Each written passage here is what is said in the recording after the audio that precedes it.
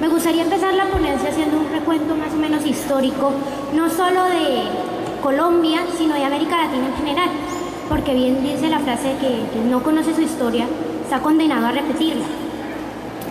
Tal como lo dice, Colombia desde los tiempos del descubrimiento, y no solo Colombia, sino América en general, ha sido considerada por el resto del mundo, en Europa, Estados Unidos, como una mina de oro, como el patio trasero donde se puede explotar cualquier cosa sin ningún problema porque siempre estamos en silencio.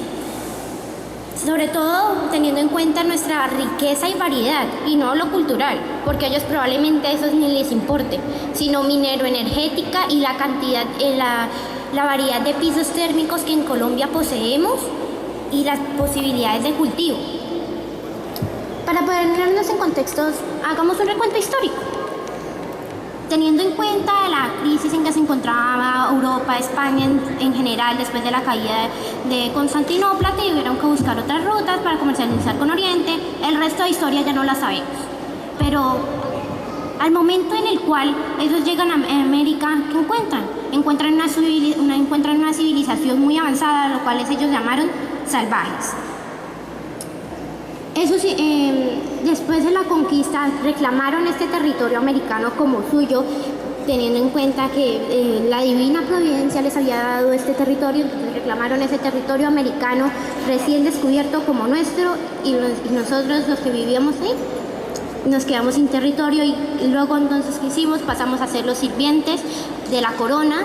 En nuestro propio territorio pasamos a ser los sirvientes para explotar nuestros propios recursos. Seguimos avanzando, nos logramos independizar, se crea la Gran Colombia, se disuelve la Gran Colombia, ¿qué se vuelve Colombia? Una industria cauchera, y el patio trasero de Estados Unidos con la industria bananera, con la Fruit Company, ahora Chiquita Browns. Y después entonces la Colombia se vuelve una industria cauchera, y entonces con la Casa Arana, los miles de asesinatos que cometieron a los indígenas, las violaciones de los derechos humanos, sobre todo lo que se plasmó en el libro La Vorágine, que fue un escándalo a nivel internacional, porque en Colombia se guardó completo silencio, se mostró la negligencia del Estado hacia su propio pueblo.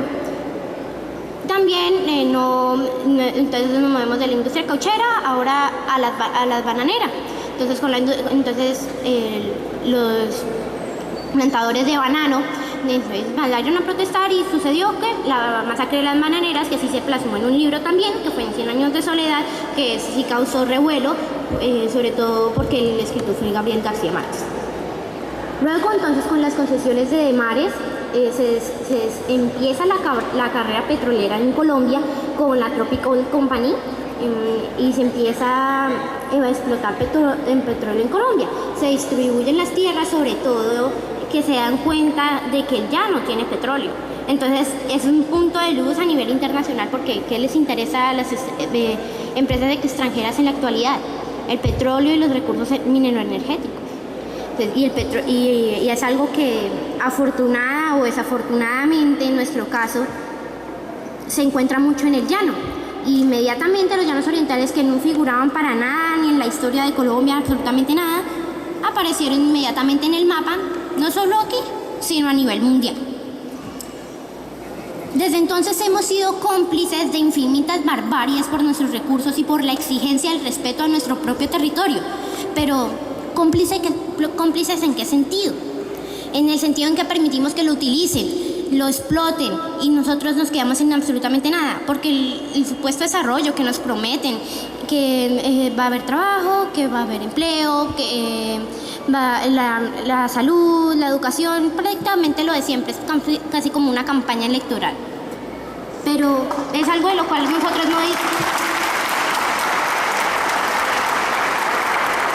Pero todas estas promesas y todo es algo en lo cual nosotros no disfrutamos, porque supuestamente con la bolsa de empleo no nos dan trabajo sino por 3 meses, y ya después, hasta luego, no nos quedamos realmente como parte de la planta, sino simplemente como algo complementario, como para salir del paso. ¿Y con qué nos quedamos nosotros? Con absolutamente nada. Porque si es algo que se nos ha olvidado a nosotros los colombianos, sobre todo los llaneros, es que Colombia no es un país simplemente petrolero ni minero energético. Colombia es un país, debería ser un país agricultor, no simplemente petróleo.